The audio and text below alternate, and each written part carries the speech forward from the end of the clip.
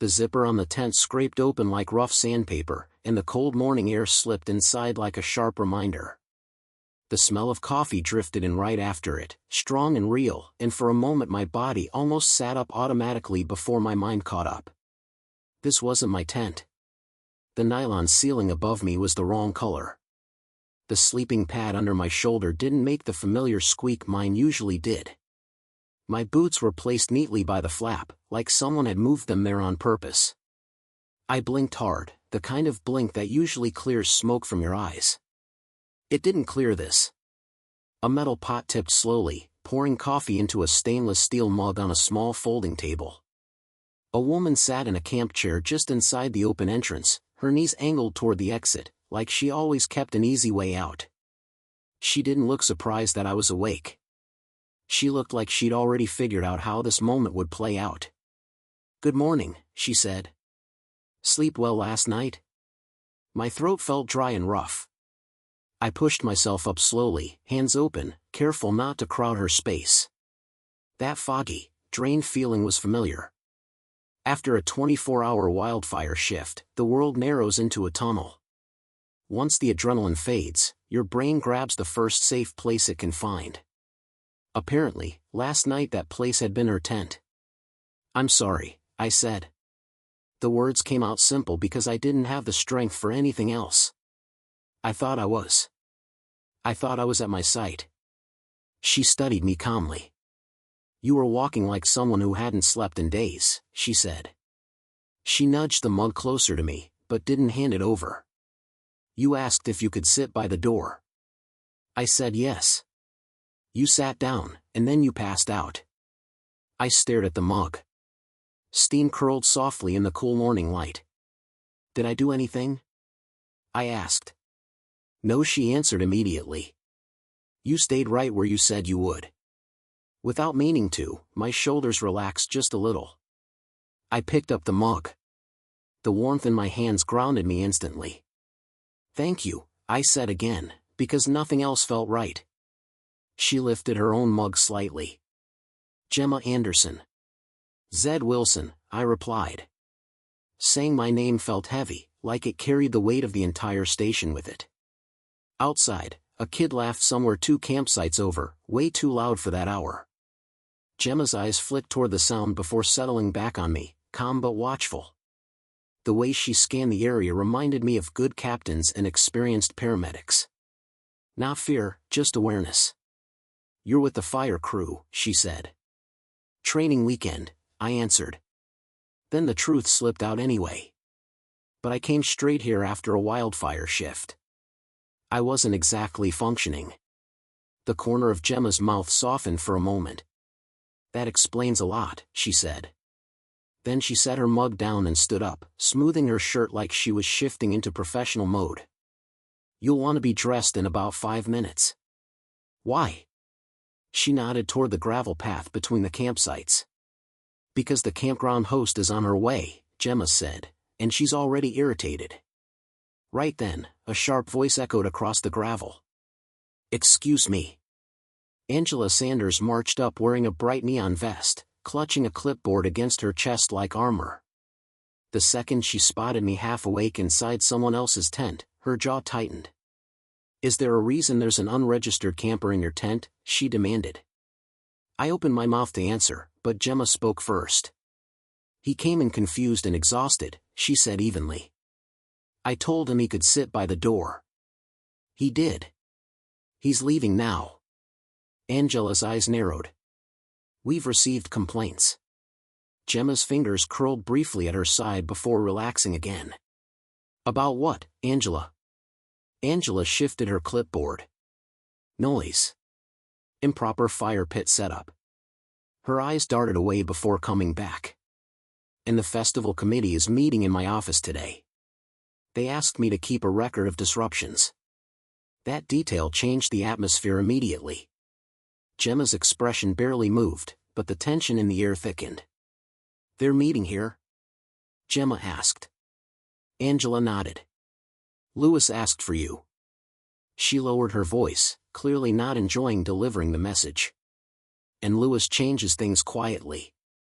Gemma, watch the minutes." I carefully set the coffee mug down without making a sound. Angela, I said, I'm Zed. Site 12. I messed up. If something needs to go on record, put it on me. I'll fix the fire pit setup right now. Angela's pen paused in midair, then started writing. 10 minutes, she said. My office. She glanced at Gemma, then back at me. Both of you. Gemma looked at me, her eyes asking one clear question. Are you about to make this worse? I pulled on my boots and gave a single nod. I'm coming, I said. The campground office smelled like old air conditioning and stacks of paper. Overhead fluorescent lights buzzed faintly. A laminated rules board covered one wall, its corners curling from too many seasons of use. Lewis Johnson sat at a folding table with a neat folder in front of him and an even neater smile. 2 committee members stood behind him, one holding a tablet, the other gripping a pen like they were ready to deliver a verdict. Gemma walked in first, shoulders straight. I followed one step behind her. Dalton White, my lieutenant, leaned near the doorway with his arms crossed, clearly unhappy. Dalton hated rooms where people got hurt without anyone bleeding. Lewis's smile grew wider when he saw me. A firefighter, he said, like someone had just delivered a package he ordered. Convenient. Angela cleared her throat. This is about last night. We're not here for campground gossip, Lewis interrupted. His eyes locked on Gemma. We're here because safety standards for the summer solstice festival have been compromised again. Gemma didn't react. Compromised how? She asked.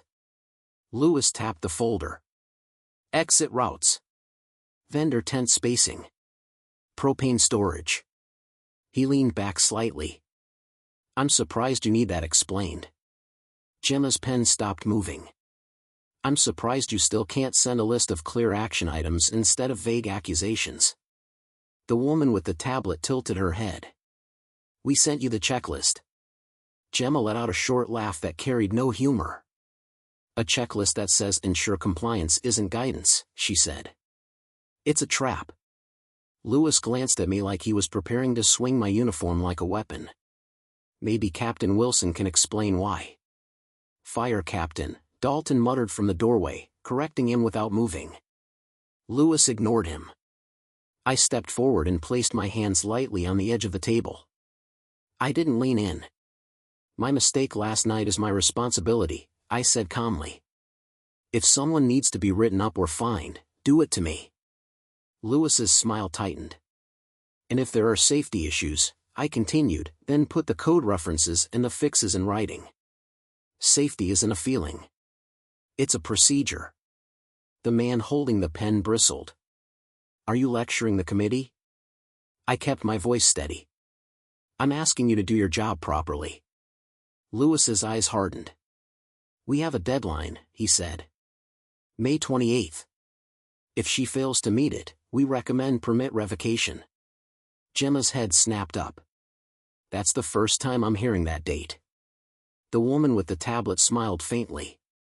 It's in the minutes. Angela flinched slightly, like the word minutes had teeth. Gemma looked at Angela, then back at Lewis. You never sent me the minutes. Lewis spread his hands with fake innocence. Not our fault if you don't keep up.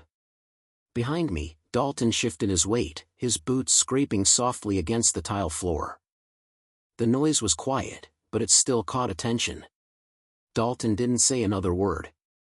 He didn't need to. I took out my phone.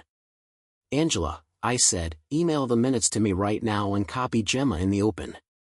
Lewis let out a scoff. Why would we do that? Because if you're setting deadlines, I said, you don't get to hide them. Angela's fingers moved quickly across her keyboard, fast and a little shaky. Gemma turned slightly toward me. Would you help me turn this into a real plan? She asked. Her voice wasn't sweet or dramatic. Just practical. With your permission, I said. Written communication. Meetings in public. No surprises. Her chin lifted a little.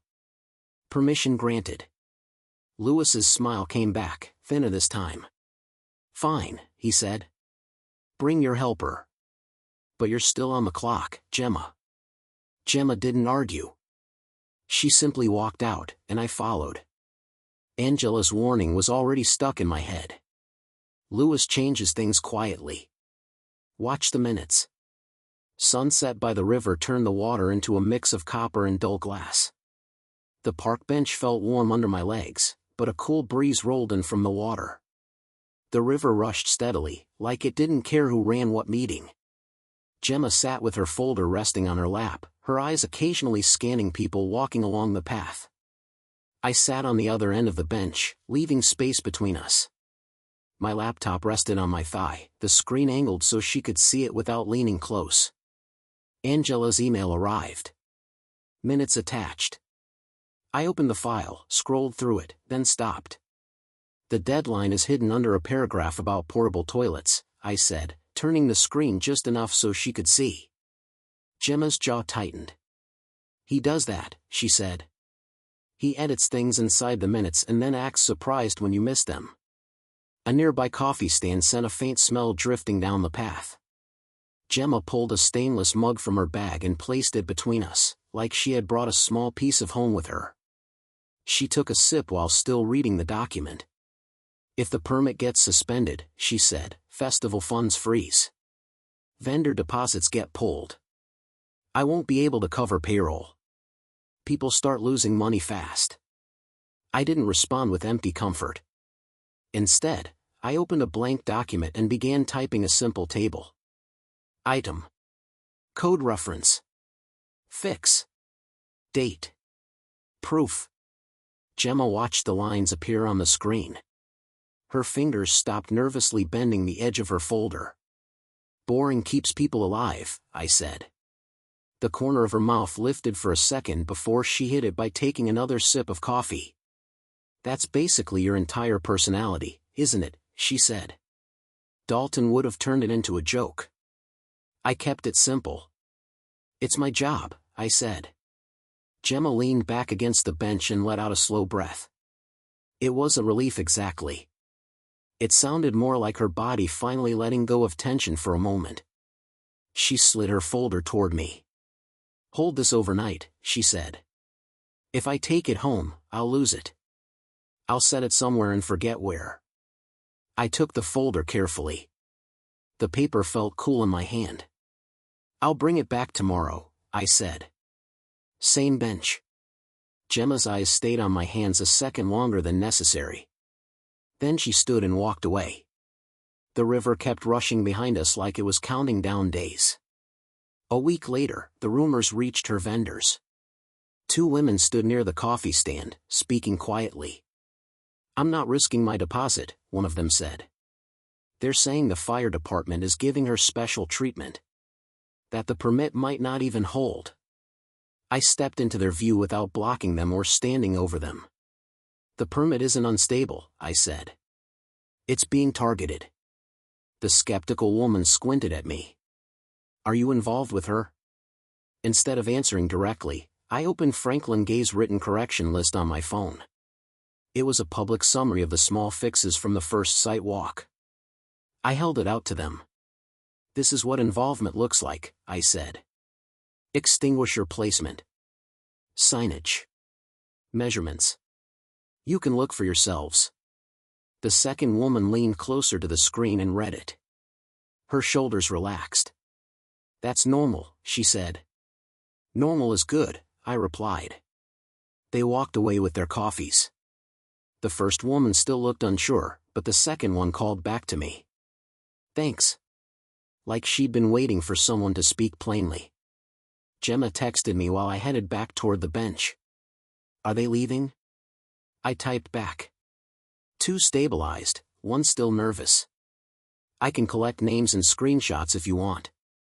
Her reply came almost immediately. Yes, please. Thank you for asking. That evening, Gemma met me at the bench carrying 2 coffees. She didn't hand mine to me like a gift. She placed it on the bench and let me take it when I wanted. You didn't have to do that, I said. I know, she answered. I did it because I'm tired of people whispering instead of reading. Her eyes dropped to my knuckles. I'd scraped them earlier moving metal barriers. A thin line of dried blood sat near the edge. "You're bleeding," she said. "It's nothing." Gemma reached into her bag and pulled out a small first aid wipe. She held it out without touching me. "May I?" The question landed gently, but I still felt the weight of it. "You may," I said. The wipe stung when she cleaned the cut. She didn't apologize for it. She placed a small bandage over the scrape with quick, confident movements. "There," she said. "Now stop leaving evidence on public property." A laugh slipped out before I could stop it. "Yes, ma'am." Her eyes rolled, but the corner of her mouth stayed lifted. The river kept rushing below the bank, and the smell of coffee rested between us like something simple that didn't ask for more than we could give. The email that moved the inspection earlier didn't feel surprising. It felt like a trap snapping shut exactly where Angela said it would. Updated inspection schedule. June 14th. I texted first. "Can I call?" Gemma replied almost immediately. "Call." Her voice sounded tight when she answered. "He moved it." "I know," I said. "He's trying to cut your time." "I can't be everywhere," she said. And this time she didn't pretend she could. "If we fail early, funds freeze. Vendors pull out. It's over." "Meet me at the grounds tonight," I said. "We focus on inspection-critical items. 1 binder. 1 clean trail. You run volunteers. I handle documentation." There was a short pause, then her voice came back quieter. "Don't disappear." "I won't," I said. The promise didn't feel dramatic. It felt like something real I could prove with my actions. Night at the festival grounds was bright with work lights and loud from generators. Tape snapped in the wind. Metal stakes clanged against the ground. Dust and exhaust lingered in the back of my throat. Gemma stood near the entrance fence wearing a hard hat. She held a roll of caution tape like she was holding herself together with it. I stopped about an arm's length away. "Do you want a hug?" I asked. "Yes or no?" She stared at me for a moment, then nodded once. I held her steady. No squeezing. No drama. Her breath hit my shoulder, uneven at first, then slowly calmed. When she stepped away, her eyes looked brighter, but her voice stayed calm and dry. "Okay," she said. "Back to work." I passed her the laminated checklist we had created together. Her gloved fingers creaked against the plastic as she took it. Paris Brooks ran up, breathing hard, cheeks red. "Vendor row 3 is panicking," she said quickly. "2 of them are threatening to leave." Gemma didn't freeze. She pulled out her phone, her thumb moving quickly across the screen. "Give me their names," she said. "I'll call them right now." While she walked away making those calls, I kept moving. I shifted barriers, snapped photos with timestamps, and wrote the time in my notebook so everything matched the photos exactly. The wind pushed hard against the signs, and I tied them down again with zip ties until the plastic cut into my fingers. About an hour later, Paris came running back with a grin. "They're staying," she said. Gemma scared them straight. Gemma returned a minute later, her stainless mug in hand. She took one slow sip and didn't pretend her hand wasn't shaking a little. "Good," she said simply. The next morning, inspection day arrived under low gray clouds and the smell of rain that still hadn't decided whether to fall. Franklin Gray showed up first, steady and neutral. Lewis Johnson came right behind him with a cameraman. Lewis didn't waste any time. He raised his voice so the vendors and volunteers nearby could hear him clearly. "If deficiencies are found today," he announced, "the committee will recommend immediate permit suspension." Gemma's binder bent slightly under the pressure of her grip. I stepped forward. "Franklin," I said. "State the inspection scope on record. List the items in order with written criteria." Franklin glanced at Lewis, then at the crowd around us. He nodded. "Agreed," he said. "No moving targets." Lewis's smile twitched. Franklin started the inspection. He measured. He checked.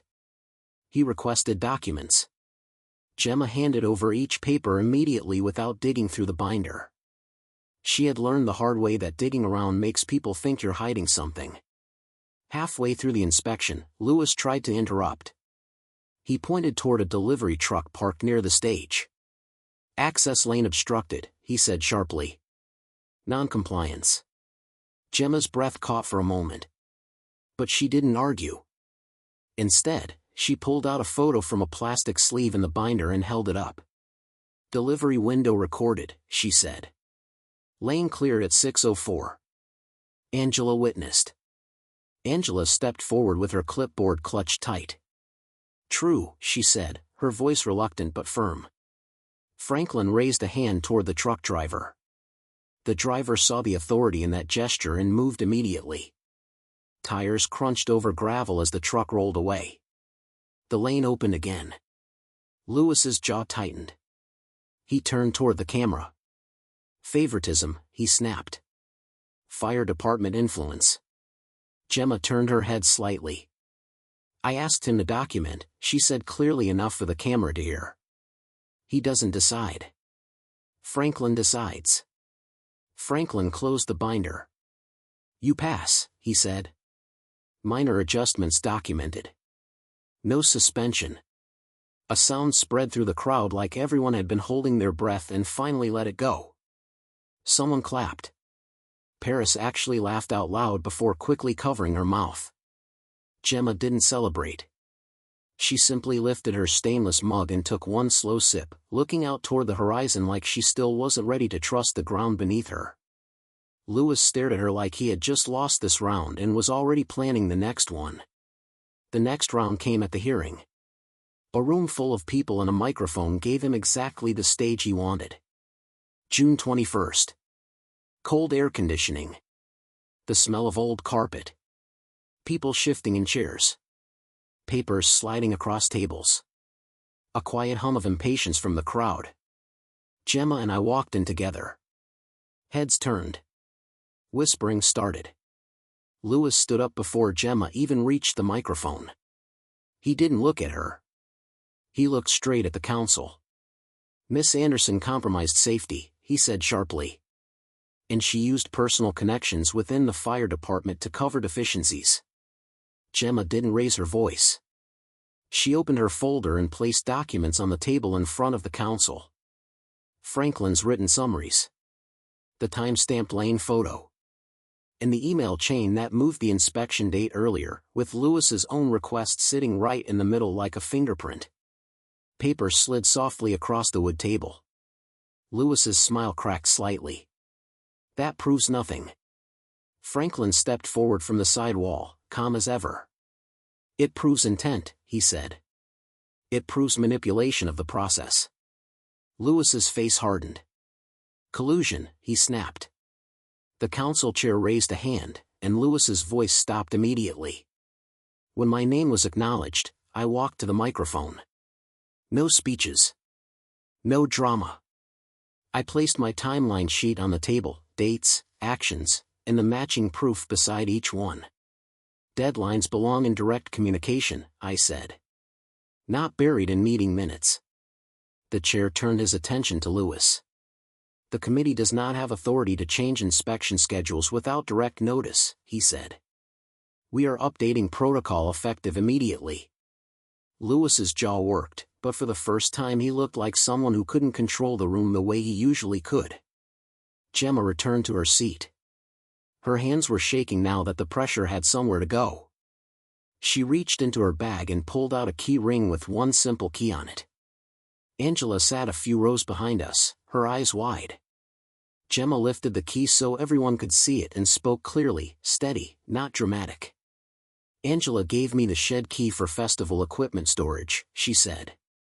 "And I'm giving it to Zed Wilson because I trust him to handle it with me." She turned her head slightly so the entire room could hear the next part. "Zed is my partner," she said. "If anyone wants to question my safety work, they can question it with documentation, and they can question him with me present." The room fell quiet in a different way. Not tension. Recognition. Angela blinked hard, then slowly nodded once like she had been waiting for someone to say something clear and honest out loud. Gemma placed the key in my palm. The metal felt cool. Solid. Real. It carried real responsibility, something practical you can't fake. My throat tightened. I didn't try to say anything clever. I simply closed my hand around the key and stood beside her as the meeting ended, visible the entire time. Outside, the sun felt strong after the cold room. We walked toward the river without rushing. At the park bench, the metal slats were warm again. The river rushed below, loud and steady. Gemma placed her stainless coffee mug between us and opened a small paper bag holding 2 pastries, slightly crushed. "I'm not cooking," she said dryly. A laugh slipped out of me. "Good," I said. "Because if you tried, Lewis would probably hide the recipe in the minutes." Gemma snorted, then gently bumped her shoulder against mine, just a quick friendly touch, like she had decided she didn't need to guard her space from me anymore. She took a bite of the pastry. Sugar dusted the edge of her lip. I slid a napkin toward her and let her handle it. She wiped it off and rolled her eyes like I was annoying, but she smiled anyway. I pulled my gloves from my pocket and set them beside the mug on the bench. Gemma looked at them. "Shared equipment?" she asked. "With permission," I said. "Permission granted," she replied. Her phone buzzed. She checked it quickly, then looked back at me. "Funds unlock next week," she said. "Vendors are staying. Protocol changed. I'm keeping my job." I nodded. The key in my pocket pressed against my leg like a reminder that this wasn't some story. It was logistics. Real life. Gemma stood and held out her hand. "Walk me back," she said. I took her hand carefully. The river rushed beside us, filling the silence between words. The faint scent of coffee drifted up from the mug behind us. For a moment, the sound of that first tent zipper came back to me like something from another lifetime. This time, it didn't feel like a mistake. It felt like the start of a routine worth protecting. She had placed the key in my hand in front of a room full of witnesses.